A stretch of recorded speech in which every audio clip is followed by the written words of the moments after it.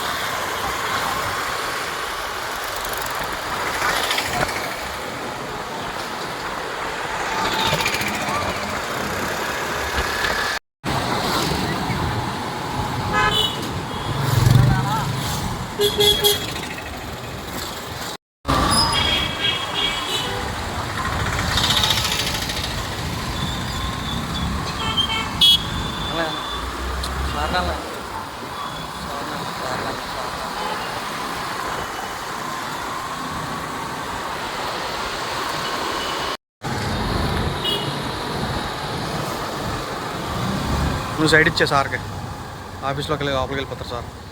అలాగా అలాగా అలాగా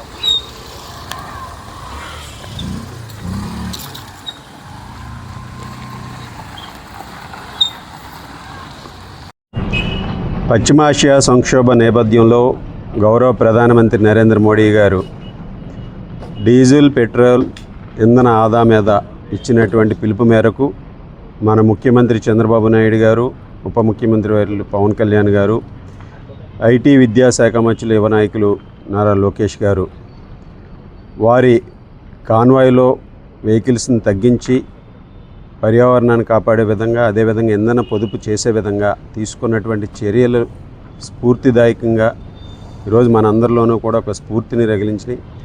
వారిని అందరినీ కూడా ఆదర్శంగా తీసుకుని మనందరం కూడా ఇంధన ఆదా చేసే విధంగా మనం రోజువారీ చేసేటటువంటి ప్రయాణాల్లో మార్పులు చేసుకోవాల్సినటువంటి అవసరం.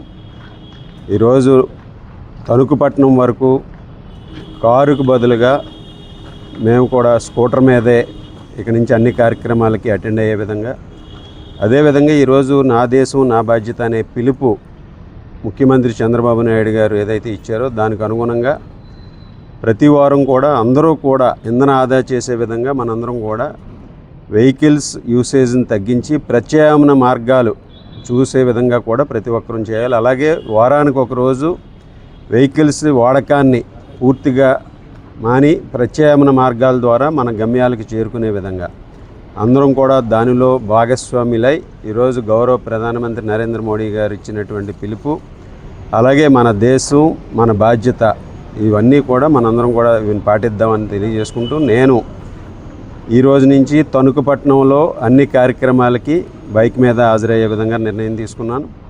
మీరు కూడా దీనిలో భాగస్వాములు కండి.